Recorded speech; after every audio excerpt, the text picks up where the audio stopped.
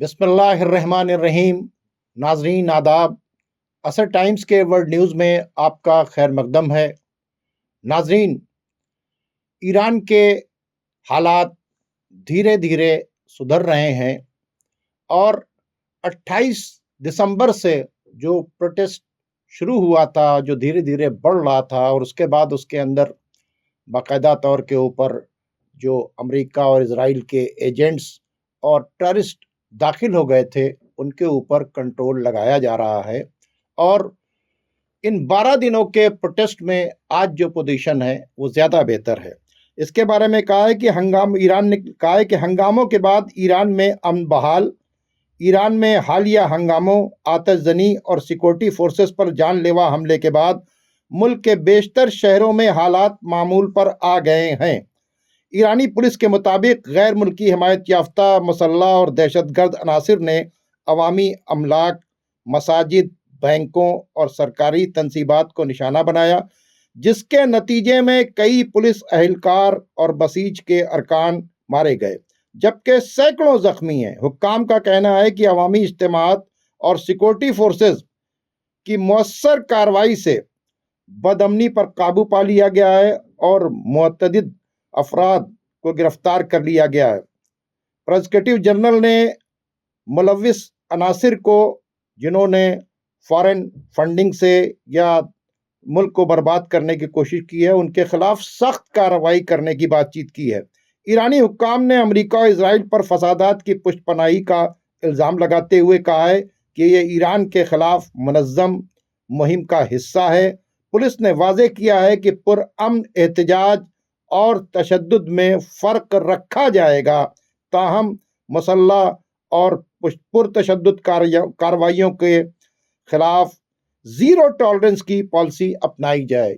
ये मैंने press TV का वो स्टेटमेंट है जो आपके सामने नाजरीन पढ़कर सुनाया, और प्रेस टीवी भी इस बात को एडमिट कर रही है कि जो डिस्टर्बेंस है और ये जो कत्ल और गारतगरी और खूनरेजी का बाजार गर्म किया गया है, 26 से ज़्यादा मस्जिदों को आग में जला दिया गया, मज़ारात को डैमेज किया गया, और वो भी इमामजादे की मज़ार को, और उसके अलावा जो है इमाम बारगाहों को डैमेज किया गया, बैंक्स को डैमेज किया गया, और पूरी तरीके से मिलिट्री इंस्टॉलेशंस के ऊपर हमला करने की कोशिश की गई। यहाँ तक कि IRGC के एक जवान को मारकर उसको पूरी तरीके से उसकी लाश जल रही है। तो ये जाहिर सी बातचीत है कि कोई भी ईरानी नहीं ऐसा करेगा। और इतना ही नहीं, तेहरान की एक गली के ऊपर बाकायदा तौर के ऊपर ट्रंप लेन लिखकर लगा दिया गया। तो ये सारी चीज़ें, और जब ये लगाया गया तो जब ये फुटेज ट्रंप के पास पहुंचा तो ट्रंप ने कहा कि भाई ऐसे लोगों को तो इनाम देना चाहिए कि इन्होंने हौसला किया। तो नाज़रीन, अब किसी से ढका छुपा नहीं है कि यहाँ के ऊपर क्या हो रहा है, क्योंकि वो लोग जो करवा रहे हैं वो खुद खुलकर सामने आ रहे हैं।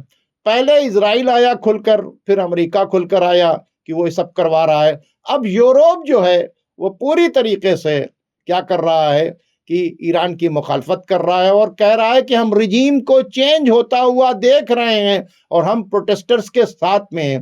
तो अब आपको समझ में आ गया है कि ईरान के साथ पूरा यूरोप, पूरा जो है अमेरिका और अमेरिका के एलाइज जो हैं वो पूरी तरीके से खड़े हुए हैं, और इसको डिस्टर्ब करने की कोशिश इस कदर की गई कि जैसा कि आप जानते हैं कि कुर्दिस्तान का मसला जो है वो ईरान के बॉर्डर से लेकर टर्की के बॉर्डर तक फैला हुआ है, और टर्की के अंदर भी कुर्द जो हैं वो प्रोटेस्ट कर रहे हैं टर्की की गवर्नमेंट के खिलाफ। सीरिया के अंदर भी कुर्द के बीच में और ये जो टेररिस्ट हुकूमत आई है जोलानी, इसके बीच के अंदर जो है जंग चल रही है पूरी तरीके से। तो कुर्द के लोगों को भी, और सबको पता है कि कुर्द के पीछे किसका हाथ है, अमेरिका का और इजराइल का। तो ईरान, इराक, सीरिया, वहां से लेकर टर्की तक जो कुर्द थे इनको भी एक्टिव किया गया।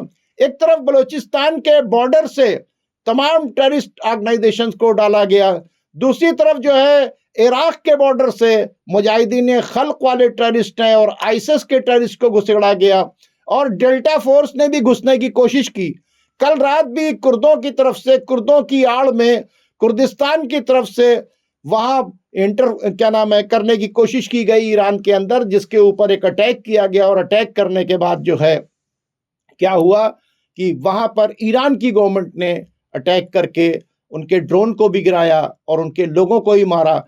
प्लान ये था कि किसी तरह से उस बॉर्डर से, जितने भी बॉर्डर हैं वहां से इंटर करा दी जाए। पहला था कि प्रोटेस्ट करवाया जाए, वो जेन्युइन था। जिन लोगों, जो प्रोटेस्टर्स थे, वो जो बिजनेसमैन थे, उनकी डिमांड को पूरा करने की बातचीत जब होने लगी, जब इन लोगों ने देखा कि उनकी डिमांड पूरी हो रही है, उनके यहाँ पैसे डाले जा रहे हैं, उनके बीच में और गवर्नमेंट के बीच में नेगोशिएट किया जा रहा है, तो उस वक्त इन लोगों ने क्या किया, अपना ए के बाद बी, बी के बाद सी, सी के बाद डी, मामला यह करना था कि ईरान को पूरी तरीके से डिस्टेबलाइज कर दिया जाए, और जब वो ईरान अंदर से टूट जाए तो उसके बाद फिर अमेरिका और इजराइल की तरफ से उनके ऊपर अटैक कर दिया जाए।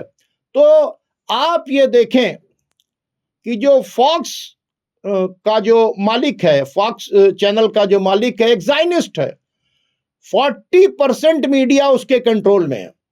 और ये मतलब सिर्फ मैं फॉक्स के ओनर की बात बता रहा हूं, एक ज़ायनिस्ट है, तो वो पूरा प्रोपेगेंडा चला रहा था। पाकिस्तान के अंदर उनके जो एजेंट्स थे, जो आईएसआई के लोग थे, वो प्रोपेगेंडा चला रहे थे। और वो जो पेड चैनल, इनडायरेक्ट लोग हैं जो गल्फ के साथ जुड़े हैं या दूसरे कंट्रीज के साथ जुड़े हैं, वो पूरी तरीके से, और हमारी गोदी मीडिया भी उसी तरह से ताली बजा रही थी। लेकिन अभी जो न्यूज़ आई है ईरान से कि इन 12 दिनों में आज जो हालात हैं वो पहले से बेहतर हैं।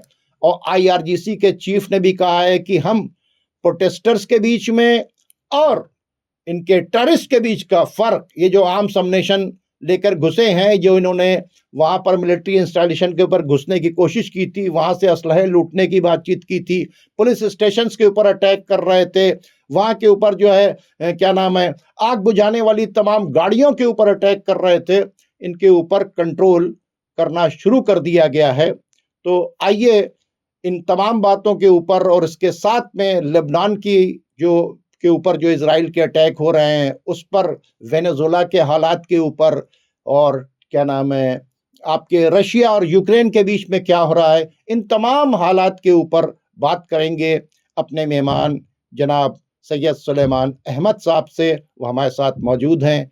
तो आइए चलते हैं जनाब सुलेमान अहमद की तरफ। सुलेमान अहमद साहब, आपका बहुत बहुत खैर मकदम है। आदाब। ये बताइए कि ये जो मैंने आपके साथ छोटी सी ब्रीफ रखी, जी जी जी, और जिस तरह से सारा फोकस ईरान के ऊपर है, इतना प्रोपेगेंडा किया गया कि सुप्रीम लीडर अपने 20 लोगों के साथ जाने वाले हैं और पैसा लेके जा रहे हैं, और रशिया चले जाएंगे और टर्की चले जाएंगे, और पूरा एक अमेरिका, इजराइल और यूरोप ने खुलकर नंगा नाच किया। मतलब ईरान की रिजीम को गिराने के लिए पूरी तरीके से कोशिश की, जिसमें एलन मस्क भी शामिल हो गया। क्योंकि जो प्रोटेस्टर्स थे, इनको जब इंटरनेट बंद हो गया तो स्टार लिंक के जरिए जो है इसने इसको कनेक्ट किया। तो आखिर ये तमाम लोग मिलकर क्यों ईरान को जो है वो डिस्ट्रॉय करना चाह रहे हैं? आखिर इसके पीछे मकसद क्या है? एक तरफ सैंक्शन लगातार चलते चले आ रहे हैं, ठीक है, एक तरफ उसी ईरान को पहले सैंक्शन लगाकर वहां की पब्लिक को इस कगार के ऊपर लाकर खड़े कर दिया जाए कि वो तमाम परेशानी झेले, फिर उनके हमदर्द, यानी पहले हम बर्बाद करेंगे तुमको, फिर तुम्हारे हमदर्द बनकर आएंगे, फिर हम तुमको पैसा देंगे। गजा के अंदर दिया जा रहा था पैसा कि यहां से शिफ्ट हो जाओ, ठीक है। ग्रीनलैंड में पैसा दिया जा रहा है एक आदमी को कि 90-90 लाख तुम लोग ग्रीनलैंड छोड़ कर चले जाओ। ये जो प्रोटेस्टर्स थे जो पकड़े गए हैं, इनको बाकायदा तौर के ऊपर कहा गया तुमको ईरान के बाहर हम सेट भी कर देंगे और ये पैसा लो, और ये जो आर्म्स सबनेशन लेके जो कर रहे हैं। तो आखिर क्या वजह है कि ईरान की रिजीम को गिराने के लिए यूरोप, अमेरिका, उसके एलाइज लगे हुए हैं?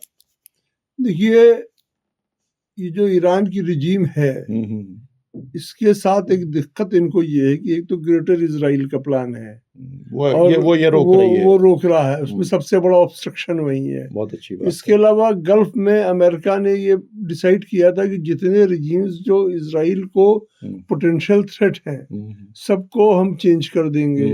लीबिया को चेंज कर दिया उन्होंने, सीरिया को चेंज कर दिया, इराक को उन्होंने चेंज कर दिया, लेबनान को बिल्कुल कंट्रोल कर लिया उन्होंने। ऐसे माहौल में खाली एक ईरान बचा है जिसको उनको इससे इजराइल को थ्रेट है, तो उसको चेंज करना है। एक तो ये बात है चल रही है जो आप लोग जानते हैं। जी। दूसरी एक प्रॉब्लम जो चल रही है, एक सेकेंड वॉर जो चल रहा है, ये फाइनेंस और इकोनॉमी का वॉर चल रहा है, ब्रिक्स का चल रहा है। अमेरिका का जो दुनिया में डोमिनेशन है वो उसका सिक्का चलता है। सिक्का चलना एक हमारे यहाँ माहौल है, लेकिन उसका डॉलर चलता है। डॉलर के अमेरिका जो है वो ट्रेड में ज्यादातर कंट्रीज से देख लिए तो इम्पोर्टर ज्यादा है, एक्सपोर्टर कम है। लेकिन यह है क्योंकि डॉलर पावरफुल करेंसी है, वो डॉलर का चेक साइन करके दे देता है तो वो सारी चीज खरीद पाता है। यहाँ तक कि सरकारों की लॉयल्टी, सरकार के इंटरनल लोगों की लॉयल्टी और ईमान भी खरीद लेता है लोगों का। तो जब तक डॉलर चल रहा है तब तक अमेरिका की सुप्रीमेसी है। डॉलर को जो ब्रिक्स चैलेंज कर रहा है ये वो एक बहुत बड़ा चैलेंज है, बहुत बड़ा चैलेंज है। इसको काउंटर करने के लिए अमेरिका जो है भी कुछ कर रहा है, कुछ तो कर रहा है। क्या कर रहा है? देखिए चाइना जो है, चाइना जो एक मिनट रुकूं आपको। देखिए बहुत क्लियर कट बात है, दुनिया में तमाम मुल्कों के इंटरेस्ट को वॉच करने के लिए यूनाइटेड नेशन बना, सिक्योरिटी काउंसिल बनी, ये सारी बातें बनी। उसके बाद ये हुआ कि इन्होंने क्या कहा था कि ईरान जो है न्यूक्लियर इनरिचमेंट कर रहा है, ठीक है। G5 के साथ बैठकर उन्होंने बात कर दिया कि हम नहीं करेंगे।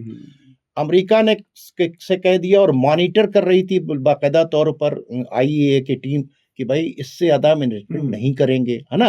रिलीजियस अथॉरिटी ने भी कहा था कि हमारे यहाँ एटम बम बनाना बहुत मजबूरी होगी, जब ईरानी नहीं होगा तब बनेगा, वरना हम ऐसा कोई वेपन नहीं बनाएंगे जिससे जो है मास डिस्ट्रक्शन हो।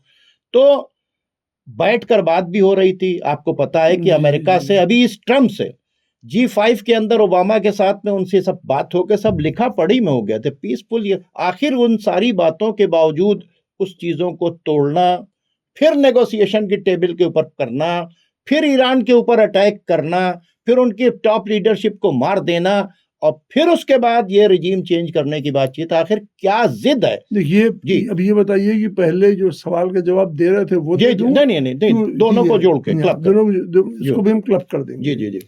तो अमेरिका क्या कर रहा है? अमेरिका ये कर रहा है कि चाइना जो है, चाइना अमेरिका की जो डॉलर की डिनोमिनेशन हुआ है, डोमिनेट कर रहा है, वो उसकी वजह से कि ऑयल जो है कि ट्रेडिंग डॉलर में होती है, और सबसे बड़ा ऑयल के यूजर कौन है? चाइना है। जी। और चाइना भी ब्रिक्स में शामिल है, सबसे बड़ी इकोनॉमी भी आज चाइना है। तो अमेरिका ने उसका इलाज ये किया कि जहां से जो चाइना को ऑयल देते हैं, वेनेजुएला अपना 90% ऑयल चाइना को देता था, उसको कंट्रोल कर लिया। ईरान भी सबसे ज्यादा ऑयल चाइना को देता है, उसको भी चाहता है कि रिजीम चेंज कर ले। तो जब वो चाइना के फ्यूल को, देखिए ऐसा है कि कोई भी जगह चल रहा उसकी खुराक बंद कर दिए। इकोनॉमी की खुराक फ्यूल है, तो अगर जब फ्यूल को बंद कर देगा तो चाइना के डेवलपमेंट को वो कंट्रोल कर लेगा और चाइना को वो खत्मों पे ले आएगा। और कोई तरीका नहीं है उनके पास कि मतलब कि वो हर मुल्क अपनी कंट्री चला रही है। चाइना को कंट्रोल करने के लिए, चाइना को घुटने पे लाने के लिए एक यही तरीका है कि चाइना की जो फ्यूल सप्लाई है, चाइना को वेनेजुएला, ईरान और रशिया 3 लोग तेल देते थे बड़ी मेजॉरिटी। रशिया को उधर फंसाए हुए हैं वो यूक्रेन में। वेनेजुएला का हाल जो देख लिया और ईरान का जो करना चाह रहे हैं वो आप जान रहे हैं। जी। तो ये अमेरिकन का रिस्पॉन्स है, उसमें इकोनॉमिक वो जुड़ा हुआ है। अच्छा, अब अब आप जो आपने इलॉन मस्क का जिक्र किया था, एक बात ये समझ लीजिए कि पहले तो इलॉन मस्क ज़ायनिस्ट है, ठीक है। दूसरी चीज ये है कि वो अमेरिकन इकोनॉमी से जुड़ा हुआ है, अमेरिकन इकोनॉमी से जुड़ा हुआ है, और उसके यहाँ जो इन्वेस्टमेंट है वो उससे है। तो अमेरिकन इकोनॉमी की जो इंटरेस्ट में बात होगी वो वही करेगा, क्योंकि वो उसका सारा जो मामला है वो अमेरिका से जुड़ा है। पैसे का सारा मामला जो है वो अमेरिका से जुड़ा हुआ है। इसीलिए वो आज ईरान में वो अपना स्टारलिंक दे रहा है, और ये मेसॉड के एजेंट्स जगह जगह स्टारलिंक का जो रिसीवर होता है जो बहुत महंगा होता है वो जा के फिट कर रहे हैं, ताकि ये जो प्रोटेस्टर्स के भेस में उनके एजेंट्स हैं वो उनका कम्युनिकेशन लिंक बना रहे। ठीक है, अब आप ये जो पहले बात कर रहे थे, देखिए यूनाइटेड नेशन जो बना, आप लोग यूनाइटेड नेशन को बहुत वो जोर देते हैं। यूनाइटेड नेशन जो बना वो किसकी जमीन पे कायम है? हाँ ठीक है, रॉकफेलर की जमीन। नहीं, अमेरिका नहीं, अमेरिका के एक ऑयल के बहुत बड़े बिजनेसमैन थे, रॉकफेलर जूनियर, जीव थे, उन्होंने जमीन दिया, उन्होंने बिल्डिंग बनवाई, मैनहट्टन पे उनका आइलैंड था। और बहुत ही जो पहला इम्पोर्टेंट रेजोल्यूशन पास किया यूएन ने, रेजोल्यूशन 360B या 362 कहते हैं, वो क्रिएशन ऑफ इजराइल के लिए। उसके बाद यूएन इजराइल क्रिएट हुआ। उसके बाद जितने भी रेजोल्यूशन यूएन ने पास किए इजराइल के खिलाफ, इजराइल ने किसी रेजोल्यूशन को ऑनर नहीं किया। ठीक है, तो यूएन भी उनकी एक वकील थी। अब जो उनको उस वकील का ज्यादा यूज नहीं दिखाई पड़ रहा है, क्योंकि उस वकील के बगैर काम कर रहे हैं। पहले यूएन के दस्ताने में, यूएन के बुरखे में चलते थे छुप के यूएन से, लेकिन अब ये देख लिया है कि वो हमारी वो कायम हो गई, तो यूएन को उठा दी है बात। अब जो आप ईरान का पूछ रहे थे, देखिए जंग में देखिए जो वेस्टर्न सिविलाइजेशन है, पूरी वेस्टर्न सिविलाइजेशन, इसको अगर समझना है तो इनकी यहाँ एक बहुत बड़ी थ्योरी आती है ट्रोजन हॉर्स, जो 2,500 साल पहले चले जाते हैं। काट का घोड़ा रखा था, काट का घोड़ा रखा, उसके अंदर फाइटर्स चले गए, कॉन्कर कर लिया। ये लोग हमेशा वही करते हैं। इंडिया में ईस्ट इंडिया कंपनी आई कि ट्रेडिंग करेंगे, कैप्चर कर लिया। तमाम लोगों के यहाँ गया कि साहब वर्ल्ड बैंक आया कि साहब वर्ल्ड बैंक तुम्हारा डेवलपमेंट करेगा, इकोनॉमीज को कैप्चर कर लिया। पहले यही डिसेप्शन किया ईरान के साथ कि तुम्हारे जो निगोसिएशन हम कर रहे हैं, हम तुम्हारा ये कर देंगे, वो कर देंगे। निगोसिएशन चल रहा था तो अटैक कर दिया। तो ये डिसेप्शन उनका पुराना वो है, इसमें कोई नई बात नहीं है। एक बात ये बताइए कि एक आपने सोर्स ऑफ इनकम उनका बताया कि क्योंकि डॉलर्स में डील होगी, ऑयल बिकेगा, तो उनका सोर्स ऑफ इनकम, उसको ईरान ने नुकसान पहुंचा दिया। वो बहुत बड़ी बातचीत है। चाइना और ईरान आपस की करेंसी के अंदर डील करने लगे। रशिया और ईरान आपस की करेंसी के अंदर डील करने लगे। वेनेजुएला ने भी युआन के अंदर बातचीत करनी शुरू कर दी, है ना। एक तो ये था, एक सोर्स ऑफ इनकम ये है। दूसरा सबसे बड़ा इनका जो सोर्स ऑफ इनकम है वो न्यूडिटी से है, पोर्न इंडस्ट्री से है, ठीक है, ड्रग्स से है, हाँ, बार और जुए के क्लब से है। तो ये बहुत पैसा वहां से कमाते थे ईरान से, ठीक है। ईरान को जब इन्होंने पेरिस ऑफ द गल्फ बनाया था, याशी का अड्डा बनाया था शाह ईरान के पीरियड के अंदर, तो वहां से बहुत पैसा कमा रहे थे, ठीक है। ये दुबई के बारे में क्यों नहीं बोलते कि दुबई में जो चाहे करो, वहां फ्री है। ये गजा के अंदर भी यही चाहते हैं। वो बाकायदा तौर के ऊपर जो मैप लाकर रखा था एलन मस्क ने, और क्या नाम है, ट्रम्प जिसके ऊपर लेटे हैं, वो एआई से बनाकर बनाया गया था। क्या मतलब है कि वहां के ऊपर हम ऐसा पिकनिक स्पॉट बना देंगे और वहां के ऊपर लोग अय्याशियां करने के लिए आएंगे, तुम्हें यूनिवर्सिटी दे देंगे, कॉलेज दे देंगे। आमदनी किसको होगी? जमीन से आमदनी होगी, तेल निकाल कर। जो लोग अमीर होंगे वो कहाँ खर्च करेंगे? क्लब में खर्च करेंगे, नंगेपन में खर्च करेंगे, ड्रग्स में अंदर खर्च करेंगे। तो वो सारी इंडस्ट्री किसकी है? इनकी। तो ईरान के वजह से उनकी ऑयल इंडस्ट्री के ऊपर ही असर नहीं पड़ रहा, बल्कि उनकी जो नंगेपन की जो इंडस्ट्री है, जो नशे की इंडस्ट्री है, जो इंसानों को बर्बाद करने की इंडस्ट्री है, इस पर भी ये बहुत बड़ा वो चाहते। वेस्टर्न कल्चर क्या मतलब है? वेस्टर्न कल्चर के मतलब यह है कि आपको शाम को बार में जाना है, दारू पीना है, डांस बार करना है, क्लब में जाना है, बस नंगे यानी उसमें पैसा खर्च करना है। तो पैसा अगर खर्च कर रहा है तो कुछ खरीद रहा है, तो फिर जाएगा कहाँ पैसा? जहां ये सारी फैसिलिटीज मिलेंगी। अगर इस्लामिक माहौल होगा, जमहूरी इस्लामिक ईरान होगा, तो वहां के ऊपर क्या होगा? जब वहां पर्दा है, वहां के ऊपर डांस बार नहीं हो सकते, वहां शराब खाने नहीं हो सकते, अय्याशी के अड्डे नहीं हो सकते, तो फिर वो सोर्स ऑफ इनकम। और अगर यही चेन बढ़ गई पूरे गल्फ के अंदर, तो नतीजा क्या होगा? पूरे गल्फ का जो इस रास्ते में पैसा खर्च हो रहा है वो नहीं खर्च होगा। ये भी एक बहुत बड़ी बातचीत है। ये कैरेक्टर से भी मारना चाहते हैं, ठीक है। दूसरे, आइलैंड नेचुरल रिसोर्सेस को लूट करके मानना चाहते हैं। तीसरे ये है कि ये टेररिस्ट को क्रिएट करके इनके जरिए डिस्टर्ब करके आम सबनेशन को भेज। तो इनकी 3 इंडस्ट्री है, एक इंसान को कैरेक्टर से मारने के लिए, और एक असलहों की जान से मारने के लिए, तीसरे आइलैंड नेचुरल रिसोर्सेस को लूट कर उससे आमदनी के लिए। इसके अंदर यूरोप और अमेरिका एक है, मैं तो ये समझता हूं।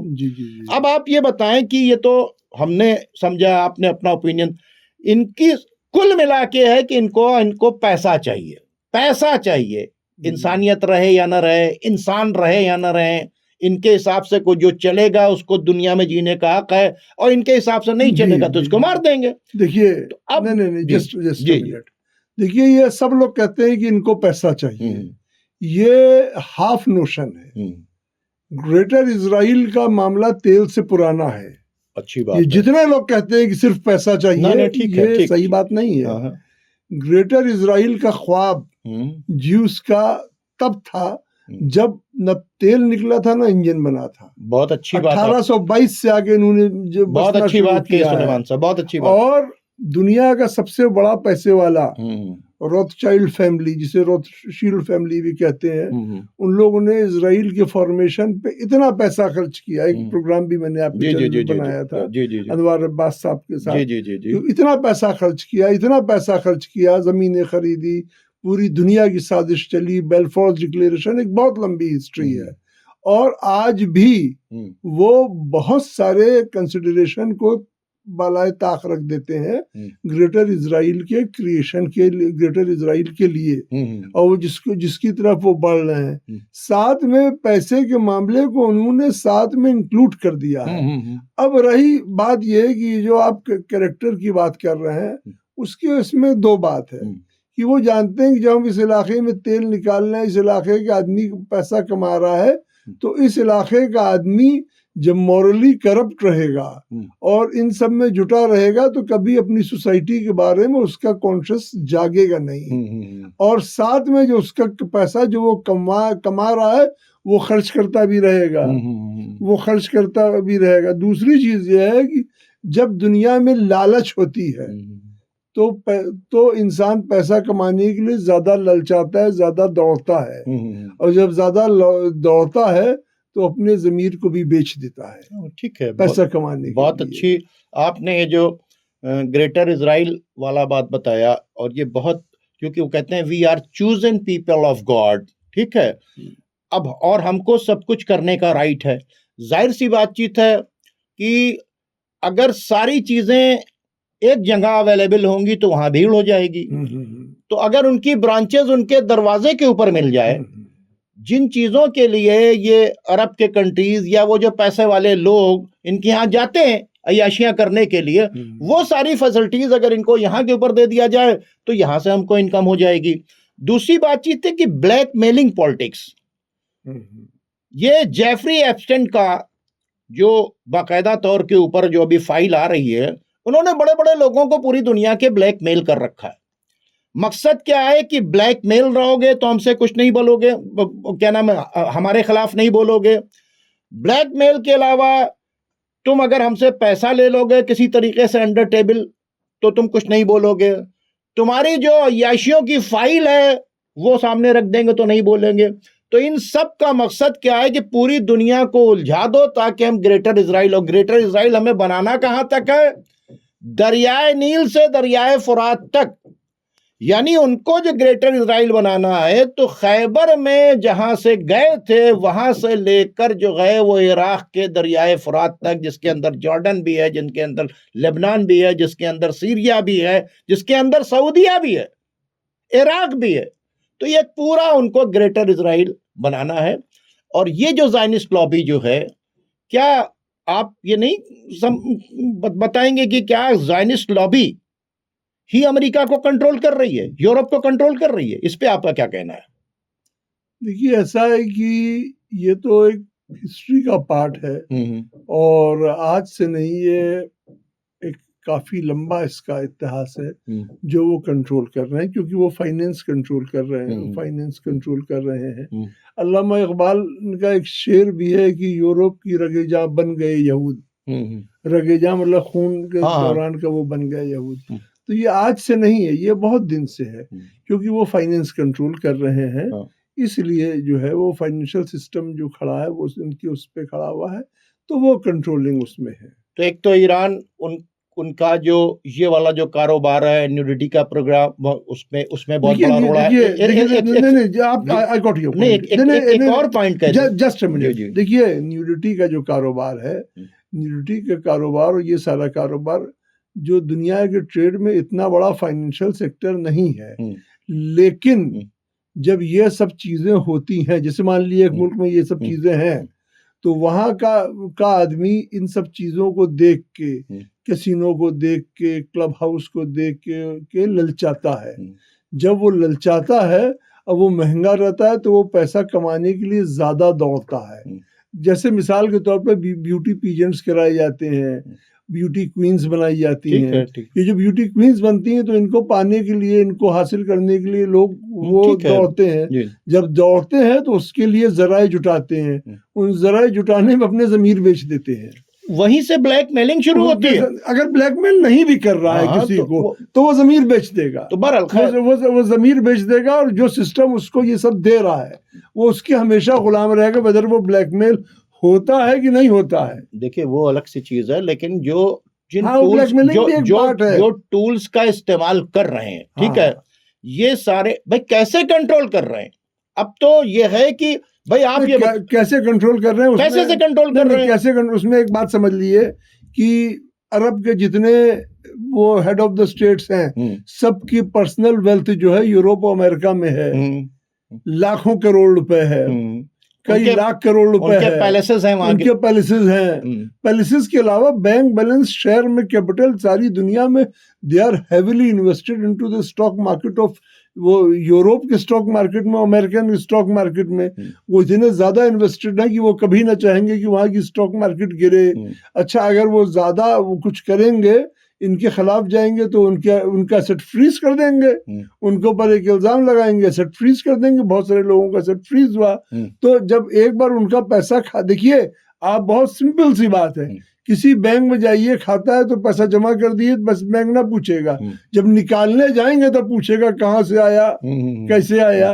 तो वो उनके यहाँ जब पैसा उनका जमा है उनके बैंक्स में, तो वो उनके हाथ में गुलाम है। तो इसके मतलब कि जो लोग ग्रेटर इजराइल बनाना चाह रहे हैं, वो इस वक्त अभी दुनिया को चला रहे हैं पूरी तरीके से, अमेरिका को भी चला रहे हैं, यूरोप को भी चला रहे हैं, वो ऑयल इंडस्ट्री के ऊपर भी कब्जा किए हैं। और चूंकि ग्रेटर इजराइल के रास्ते का सबसे बड़ा रोड़ा जो है ईरान है, ठीक है, अब सवाल ये पैदा होता है कि ईरान में जो जमहूरी इस्लामी ईरान यानी हुकूमत आई, तो उसने बैतुल मुकद्दस की आजादी की बातचीत की। सबसे बड़ा रोड़ा नहीं, एकमात्र रोड़ा बचा है। हाँ, मतलब अब कोई रोड़ा और बचा ही नहीं है। तो अब उसने बैतुल मुकद्दस की आजादी की बातचीत कर दी। हाँ, अब वो इनका क्या काम करना है, इनको उसको गिराकर, क़िबला अव्वल को गिराकर वहां के ऊपर हैकल सुलेमानी नस्ब करना है, ठीक है। अब वो इस काम का उनका टाइम आ चुका है और उसके लिए पूरी तरीके से कोशिश भी कर रहे हैं, और बेंजामिन नेतन्याहू से ज्यादा अच्छा उनको कोई नहीं मिल पाया। तो इसलिए भी वे ईरान के दुश्मन हैं कि देखिए, एक तो फिलिस्तीन की आज़ादी की बातचीत, वो ग्रेटर इजराइल बनाने की बातचीत कर रहे हैं, ये फिलिस्तीन की आज़ादी की बात।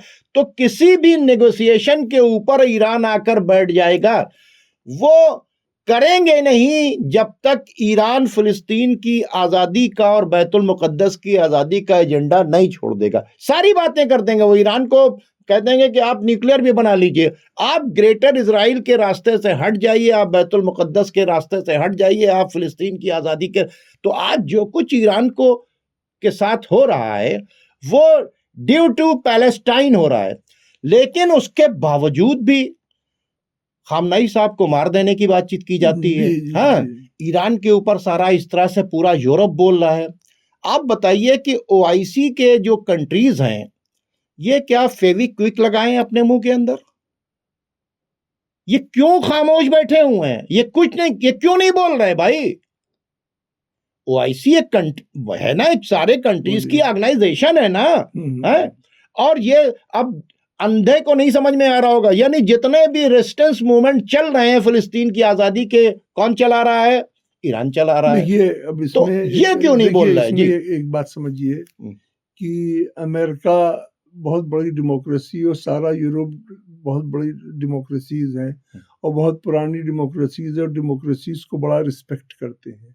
लेकिन जब मुस्लिम वर्ल्ड में आता है तो ये सारे डिक्टेटोरियल रिजीम्स को सपोर्ट करते हैं। इसलिए सपोर्ट करते हैं कि जो डिक्टेटर्स रहते हैं, हाँ, इस पे कल बात हमारी हुई है। हाँ, बात हो गई। जो डिक्टेटर्स रहते हैं वो उनको कंट्रोल कर लेते हैं और वहाँ की आवाम की आवाज को वो दबा देते हैं। अच्छा, अब ये जितने डिक्टेटर्स या किंग्स हैं, ये खाली ये देख रहे हैं कि हम अपने उसमें कायम रहें, मेरी हुकूमत ना बर्बाद हो और हम ना बर्बाद हो, मेरा, और अगर हुकूमत चली भी जाए तो मेरे जो एसेट्स हैं बाहर वो रहें, जैसे रजा शाह पहलवी वगैरह के हैं। तो इसलिए वो अमेरिका से को नाराज नहीं करना चाहते हैं। मतलब अमेरिका के खिलाफ इसलिए नहीं खड़ा होना चाहते, बैतुल मुक़द्दस की आज़ादी के लिए इस नहीं बोलना चाहते, फिलिस्तीन को आज़ाद इसलिए नहीं कराना चाहते, ठीक है। और इसीलिए पैलेस्टाइन और इजराइल के बीच में एक नेगोशिएशन का ड्रामा जो है चल रहा है। कत्ल और गारतगरी गजा के अंदर रोज हो रही है। आज भी वहां के ऊपर अटैक हुए हैं, गजा के अंदर कई लोग मारे गए हैं। वेस्ट बैंक के ऊपर लगातार कब्जे बढ़ रहे हैं, कॉलोनीज वहां के ऊपर बढ़ रही हैं। जो नेगोशिएशन का ड्रामा मिस्र के अंदर और कतर के अंदर और जॉर्डन के अंदर बैठकर हो रहा है सारा खेल, और पूरी दुनिया को दिखाया जा रहा है साहब कि वहां के ऊपर बातचीत की जा रही है, ये एक ड्रामा है, ये एक धोखा है।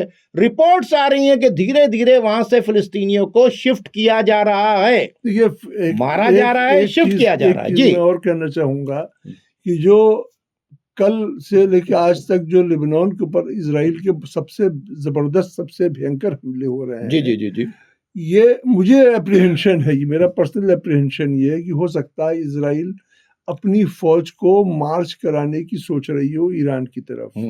तो वो जहां जहां से उसको लगता है कि रेजिस्टेंस मिलेगा हिजबुल्लाह का, उसकी फौज पर अटैक हो सकता है, उन सारे रेजिस्टेंस को वो पोटेंशियली जो है वो क्वेल कर रहे हैं और ख़त्म कर रहे हैं। क्योंकि इसलिए कि इजराइल के वो तो नहीं कर पाएंगे, मसौद के एजेंट्स लगे हुए हैं, क्योंकि अभी ईरान के फॉरेन मिनिस्टर आए और उसके बाद अभी इनका शेख कासिम का बयान आया है कि हम पूरी तरीके से तैयार हैं। इसके अलावा जो हायर्ड मिलिटेंट्स हैं, आतंकवादी हैं, वो भी लगे हुए हैं, मसौद के एजेंट्स भी लगे हुए हैं ईरान में, तो पैलेस्टाइन के अंदर लगे हुए हैं, ईरान के एंटर करने के लिए, ईरान के आसपास लगे हुए हैं कि ईरान में एंटर करें और कुछ ना कुछ इन्फिल्ट्रेट भी किए होंगे, किए होंगे, और वो लग भी रहा है कि जैसे किया है, क्योंकि आज IRGC का बयान है कि उनको हम नहीं छोड़ेंगे, जो लग भी रहा है किया है। देखिए, खुर्दियों को एंटर करवा रहे थे, तो वो चाह रहे हैं कि हिजबुल्लाह पे इतने हमले कर दें कि हिजबुल्लाह कमजोर हो जाए और उनपे हमला जो है वो जब निकले, उनकी फौज निकले तो उनपे हमला ना कर पाए। लेकिन लेबनान की गवर्नमेंट जो है वो क्यों इतना बजिद है? जब फॉरेन मिनिस्टर अभी अराक्ची आए और लेबनान के फॉरेन मिनिस्टर से बातचीत हुई कि भाई, तो उन्होंने जिद पकड़ लिया हिजबुल्लाह को डिसआर्म करने की, ठीक है। देखिए, लेबनान की गवर्नमेंट जो है, ये जो गवर्नमेंट है, ये सऊदी अरब और फ्रांस ने मिलकर बनाई थी। जी जी, तनख्वाहें और सारा पैसा जो है वो देता है। कौन देता है? सऊदी अरब देता है। तो सऊदी अरब क्यों नहीं रोक देता इसका पैसा लेबनान का? सऊदी अरब जो है अमेरिकन ब्लॉक में है, अमेरिका का वो है, इसलिए अमेरिका कह रहा है दो तो दे देता है। वो अमेरिका उसको इतना, और अमेरिका ट्रम्प कह चुके हैं कि तुम इसलिए पैसा कमा पा रहे हो कि हम तुम्हें तहफ़्फ़ुज़ दिए हुए हैं और हमने पसीना बहाया है तेल के लिए। यही क्या कि उन्होंने वेनेजुएला का ऑयल कब्जा किया था, तो सऊदी उनसे डरता है। सऊदी उनको जो है जो पैसा जो उनके कहने पे ये पेमेंट्स करता रहता है। अच्छा, इन्होंने देखिए जब वेस्ट एशिया को बांटा खिलाफत उस्मानिया गिराने के बाद, तो बहुत सारे ऐसे स्टेट्स क्रिएट कर दिए, जैसे खुर्दियों को 4 हिस्से में बांटा, कि कुछ को टर्की में, कुछ को इराक में, कुछ को सीरिया में रख दिया, कुछ ईरान में भी है, ताकि जब भी कुर्दिस्तान का मूवमेंट डेवलप होगा ये पूरे इलाका अनरेस्ट में चला जाएगा। इसके अलावा बहुत सारे कंट्रियों को इतना पैसा दे दिया कि वो रात दिन डरे रहेंगे, हमारे तहफ़्फ़ुज़ में रहेंगे, जैसे कतर वगैरह है, उनको इतने इतने इतने रिजर्व्स वगैरह के पे बैठा दिया। और कुछ लोगों को बिल्कुल ही वो रखा कि जैसे जॉर्डन है कि उसके पास कोई रिसोर्स नहीं है, जॉर्डन के पीने का पानी भी इजराइल देता है, गैस भी इजराइल देता है, जिस दिन वो टैप बंद कर देगा जॉर्डन की हुकूमत वो हो जाएगी। उसी तरह से लेबनान भी था। लेबनान में पहले जब सिविल वॉर, लेकिन लेबनान की अभी भी जमीन के ऊपर कब्जा किया। लेबनान के साथ सीज फायर जो इजराइल का हुआ है, 1400 बार से सीज फायर टूट चुका है। लेबनान की गवर्नमेंट कुछ नहीं कर रही है, आज भी अटैक हो रहा है लेबनान के बॉर्डर। देखिए, जब तक फिलिस्तीनी लेबनान में नहीं आए थे तो बैरूत बहुत बड़ा, जिस तरह की आप बात कर रहे थे, अय्याशी और सबका अड्डा था। और तमाम पूरी दुनिया के बिजनेसमैन, यूरोप और अमेरिका के बिजनेसमैन बैरूत में आता था। बैरूत में बड़ी क्लब लाइफ, बड़ी नाइट लाइफ, सब कुछ था, और वहां से बैठ के इनका बिजनेस करता था। ये सिविल वॉर जब से फिलिस्तीनी आए और लेबनीज सिविल वॉर हुआ, और तो ये बैरूत का ये फॉल हो गया। ज्यादातर लेबनान जो है बैरूत के आगे था, और थोड़ा बहुत एग्रीकल्चर था, ऑयल रिसोर्स नहीं है। अब जो है वो बिल्कुल ऐसा कंट्री है जो अपने को सस्टेन नहीं कर पा रहा है इकोनॉमिकली। तो इसलिए जो है वो उसको ये देते हैं, सऊदी अरब देता है उसको अमेरिका के कहने पे। तो बहरहाल ये है कि नाज़रीन, अब चूंकि टाइम खत्म हो गया, इस वक्त हालात इस कदर खराब हैं कि अच्छा नहीं सोचा जा सकता। कोई रास्ता ऊपर वाले की ही तरफ से निकले, क्योंकि ये सारी लड़ाइयाँ बहुत आसानी से लड़ी जा सकती थी। जब फ़िलिस्तीन के अंदर ये मामलात शुरू हुए, उसी वक्त खामनाई साहब ने ये अपने तमाम इस्लामिक कंट्रीज़ को एक मैसेज दिया था कि आप इज़राइल से डिप्लोमेटिक रिलेशन कट कर लें, आप इनको ऑयल देना बंद कर दें, आप इनकी एयर स्ट्रिप्स बंद कर दें, नहीं कर सकते तो 1 महीने के लिए कर दें। लेकिन किसी ने नहीं माना। आज नतीजा क्या हुआ?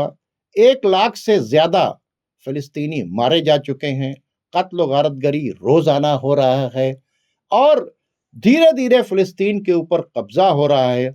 और वो मुल्क जहाँ से रेजिस्टेंस को पूरी पावर मिलती थी, उसके ऊपर जौलानी की शक्ल में इजराइल का और अमेरिका का कब्ज़ा हो गया, यानी सीरिया, जिसके वजह से ईरान सबसे ज़्यादा कमज़ोर हुआ।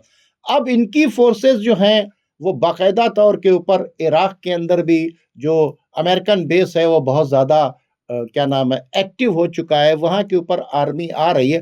तो 2.5 साल के अंदर इन अरब ममालिक ने इतनी भी हिम्मत नहीं की कि वो इनसे डिप्लोमेटिक कनेक्शन ही कट कर ले। अब तो रिपोर्ट सामने आ गई कि यूएई ने, जैसे कि मैंने तो बहुत पहले बताया था कि 70 जेट्स जो थे, यानी 70 जो स्ट्राइक्स हुई थी, उन 70 स्ट्राइक्स के अंदर जो जेट्स इस्तेमाल हुए थे फिलिस्तीन के ऊपर, वो यूएई के इस्तेमाल हुए थे। अब आज हमास के लोग भी कह रहे हैं कि यूएई हमारा सारी इंफॉर्मेशन जो है वो क्या नाम है, हमास की इंफॉर्मेशन जो है वो इजराइल को पहुंचाता था, इजराइल को मदद करता था।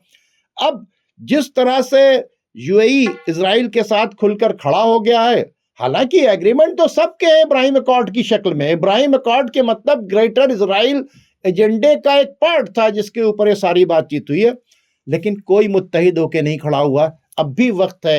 अगर ईरान जिस तरह से खड़ा है, अगर ये सारे कंट्री नहीं खड़े हुए तो फिर याद रखिएगा टर्की की भी घेराबंदी हो चुकी है, साइप्रस की तरफ से बाकायदा तौर के ऊपर, ग्रीस की तरफ से इनकी घेराबंदी हो चुकी है और बड़ा परेशान है। इनको नाटो का मेंबर बनाकर इनको हीरो बना दिया गया था, लेकिन इनकी कोई सुन नहीं रहा है नाटो के अंदर।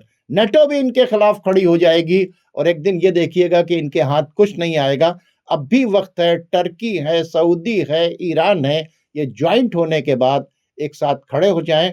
आज भी ये प्रॉब्लम हल हो सकती है, बैतुल मुक़द्दस आज़ाद हो सकता है, फ़िलिस्तीन आज़ाद हो सकता है, और अमेरिका का वर्चस्व जो है, अमेरिका के जो बेसेस जो हैं वो मिडिल ईस्ट के अंदर ख़त्म किया जा सकते हैं।